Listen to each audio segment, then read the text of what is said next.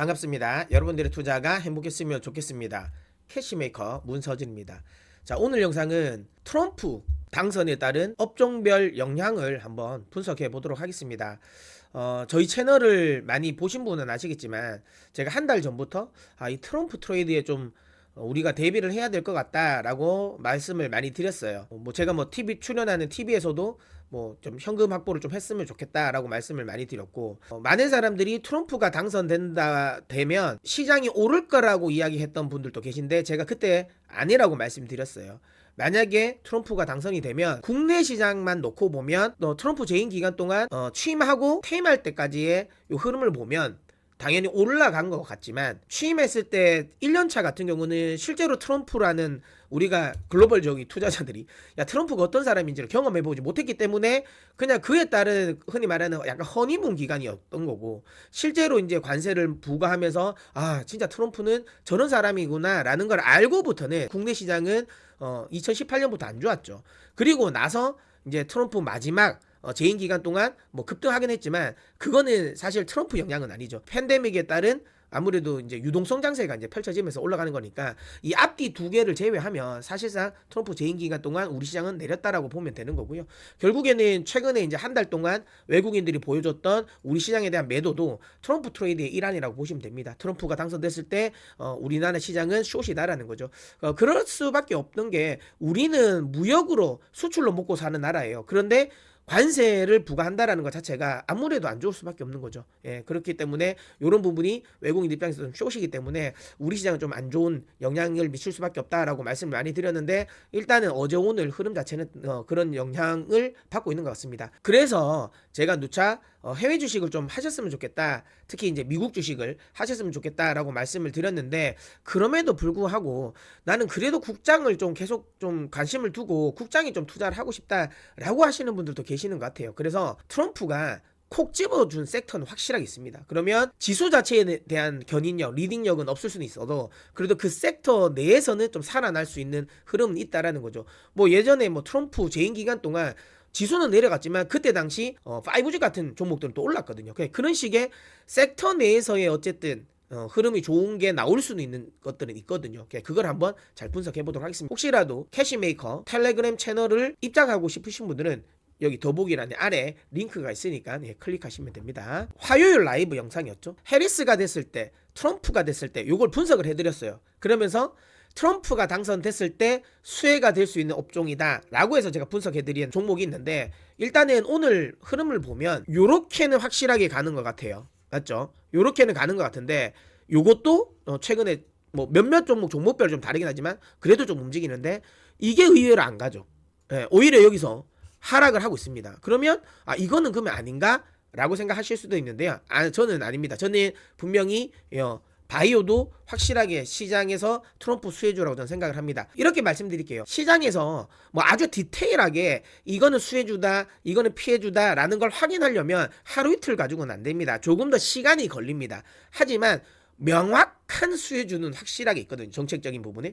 그걸 감안했을 때, 그러면 이런 종목들과 이런 섹터들 같은 경우는 예를 들어 오늘 좀 내린다 하더라도 그러면 이거는 트럼프 수혜주에서 탈락되나? 라고 생각하실 필요가 없다라는 거예요. 왜? 정책적인 기조는 그대로 가기 때문에 오늘 조정 아니면 단기적으로 조금 더 조정 줄 수 있어도 오히려 그럴 때는 매수의 기회로 삼아야 되는 거고요. 반대로 트럼프 정책의 기조와 관계가 없고 특히 트럼프 정책에 좀 약간 반하는 업종인데 오늘 만약에 올라간다, 그러면 이거는 오히려 매도가 맞습니다. 자, 그러면 오늘 제가 이제 이야기했던 트럼프 당선 시 수혜 업종을 살펴보면 송전망 관련 부분은 계속 좋게 봅니다. 이거 오늘 좀 조정 주는 종목들도 있는데요. 오히려 이럴 때 매수가 맞다고 봅니다. 오늘은 저는 개인적으로 세론 정도라고 생각하고 있고요. 워낙 이제 송전망, 전력망 관련 기업들은 워낙 많이 올라와 있었으니까 그래서 세론이라고 생각되는데, 결국은 트럼프는 이 정책적인 부분, 특히 이 민주당 정부 내에서 그리드 허가를 안 내줬잖아요. 불과 며칠 전에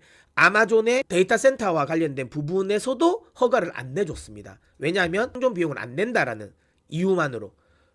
그 다음에 바이든 정부 내에서 신재생 관련 부분을 투자를 많이 했어요. 지원을 또 많이 했고, 그래서 풍력이라든지 태양광 발전 프로젝트들이 잘 진행이 됐습니다. 그런데 이들이 결국에는 태양광과 풍력 시설을 만들어 놨는데 이걸 소비자들에게 공급을 하는 게 제한적이었어요. 왜냐하면 환경평가 때문에. 그래서 송전망 관련 허가를 안 내줬습니다. 미국의 주요 육상 풍력 단지라든지 태양광 단지들은 거기에 허허벌판이에요. 그래서 환경적인 부분에 있어서 통과가 규제를 댈 게 별로 없었어요. 그러니까 발전원 에너지를 만드는 데는 허가를 내줬는데 그걸 가지고 이제 산 넘고 물 건너 해야 될 게 아니겠습니까? 소비자에게 넘어가려면 그 산 넘고 물 건너 하는 과정에서는 환경평가에서 다 규제가 되는 거예요. 야, 이거 나무 베면 안 돼, 뭐 터널 뚫으면 안 돼, 이런 게 나오는 겁니다. 그러다 보니까 발전소는 많이 지어졌는데 송전망이 안 깔렸기 때문에 에너지 공급이 안 됐거든요. 전기 공급이. 그게 또 전기료 인상의 또 한 원인이었습니다. 근데 이번에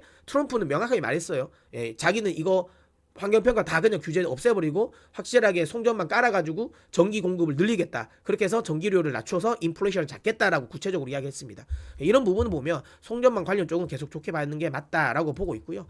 그런 관점에서 본다면 계속 여전히 저는 대한전선, LS, 그 다음에 HD 현대일렉트릭, 산일전자 이런 회사들이 대표 수혜가 될 거라고 보고 있습니다. 관세 관련 부분도 모든 부분에 대한 관세를 매긴다고 했지만 그럴 거예요. 순서가 있을 것 같아요.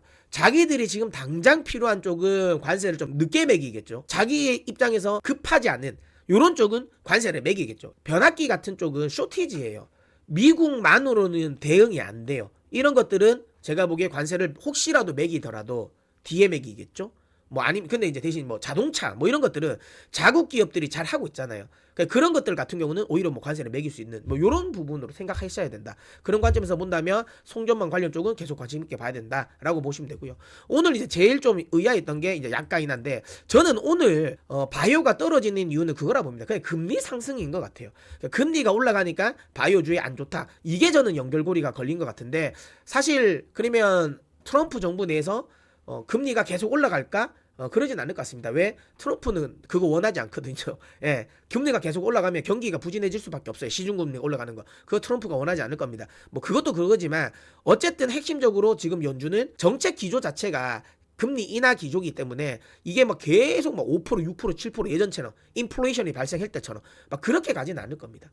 그런 관점에서 본다면 트럼프 당선에 따른 금리 상승 포인트 자체도 어느 정도 좀 제한이 되지 않을까 이렇게 생각을 합니다. 그런 관점에서 본다면 오히려 바이오주도 오히려 이렇게 떨어질 때 매수를 하는 게 맞다라고 보고 있고요. 특히 바이오주는 트럼프 정책에서 FDA 승인과 관련된 부분에 있어서 규제를 좀 완화해 주겠다라고 하고 있기 때문에 우리 국내 기업들이 지금 FDA 임상 진행하고 있는 요런 어들 같은 경우는 오히려 수혜가 될 수 있는 거고, 그 다음에 어쨌든 약간이나 요쪽 관련 부분 또 CDMO 관련 요쪽 부분에 있어서 어쨌든 트럼프도 괜찮게 봅니다. 물론 뭐 일반 제네릭은 조금 안 좋을 수 있는데 바이오 시밀러 쪽이라든지 요런 쪽은 괜찮아집니다. 그래서 저는 제약바이오 여전히 긍정적으로 보고요. 저는 뭐 방위비 이거는 뭐 계속 잘 가고 있는 거라서 이건 뭐 여러분들 지금 하시는 대로 매매하시면 될 것 같고요.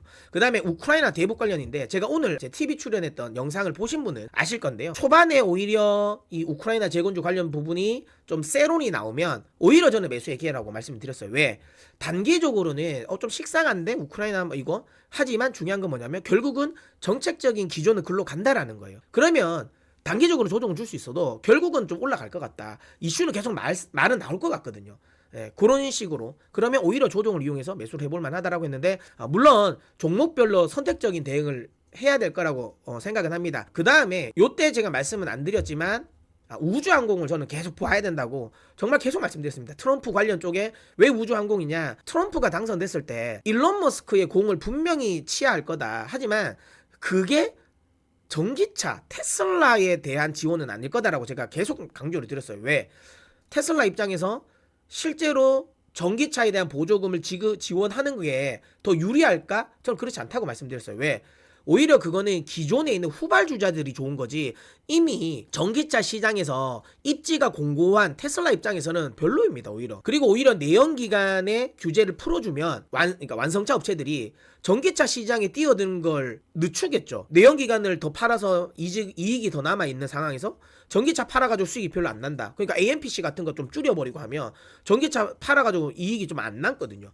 그렇게 됐을 때 전기차 시장으로 진입하는 시기를 늦출 수 있단 말이에요. 그런 것들, 예. 그런 것들은 오히려 테슬라 입장에서는 그게 오히려 트럼프 당선인의 정책에 맞거든요.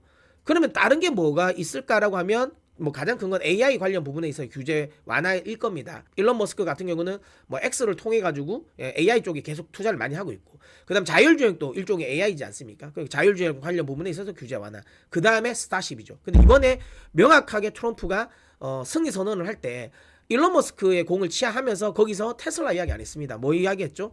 스타링크를 이야기했습니다. 결국은 우주항공 쪽에 관심을 많이 가지고 있습니다. 그래서 우주 국방청 뭐 이런 거 만든다고 이야기하지 않습니까? 그래서 오히려 우주항공 쪽은 계속 관심을 가져야 되는데 오늘 확실하게 흐름은 좀 잘 나오고 있습니다. 그래서 우주항공 쪽에 계속 관심을 가지시고요. HVM이라든지 그다음에 라이프 시메틱스, 그다음 루미르, 그럼 캔코아 에어로스페이스 뭐 이런 종목들 관심 가지시면 좋지 않을까라고 생각하고요. 그다음에 이 조선은 살짝은 저는 좀 의외긴 했어요. 그러니까 이번에 이제 대통령과 전화 통화에서 한국의 조선업 좀 도움 받아야 되겠다라는 멘트를 하면서 지금 급등을 하는데 당분간 더 갈 것 같긴 해요. 왜냐면 조선업종은 지금 현재 원래 업황도 좋았어요. 이거 아니더라도 좋았거든요. 근데 트럼프 수혜가 될 거라 생각 안 했어. 근데 이게 갑자기 거기에 트럼프 수혜까지 붙어버렸잖아요. 그러면 요런 애들은 더 갑니다. 실적이 바탕이 되기 때문에. 그래서 요런 애들도 조선 관련 부분도 좀 추가적으로 흐름은 좀 더 나올 수는 있겠다. 자, 그 다음에 많은 분들이 궁금해 하시는 거예요. 이거. 그래서 그러면 반도체는 수혜주인지 피해주인지, 2차 전지는 진짜 피해주인가, 요거거든요. 저는 그 생각합니다. 지금 현재까지는 중립이에요. 그러니까 어떤 식으로 나올지 모르겠어요. 왜냐하면 칩스법과 관련된 부분은 트럼프는 분명히 반대를 하거든요. 근데 제가 그때도 말씀드렸지만 반도체는 여기에서 관세 물린다고 해서 그 공장을 미국에 짓고 그러지 않아요. 왜? 대안이 없거든요. 예를 들어 자동차나 이런 일반적인 제품 같은 경우는 미국의 주요 경쟁력이 있는 기업들이 있잖아요. 그러니까 관세를 매기면 그 관세만큼의 가격 경쟁력을 잃기 때문에 그 기업들이 미국에 와서 공장을 짓고 거기서 생산할 수도 있어요. 근데 반도체는 아니죠. 왜냐하면 반도체는 미국에 경쟁력이 있는 회사가 없어요. 결국에는 뭐 마이크론이 있긴 하지만, 인텔이 있긴 하지만 마이크론이 이 캐파를 다 커버할 수가 없어요. 인텔은 어차피 뭐 지금 파운드리에서 안 되고 있지 않습니까?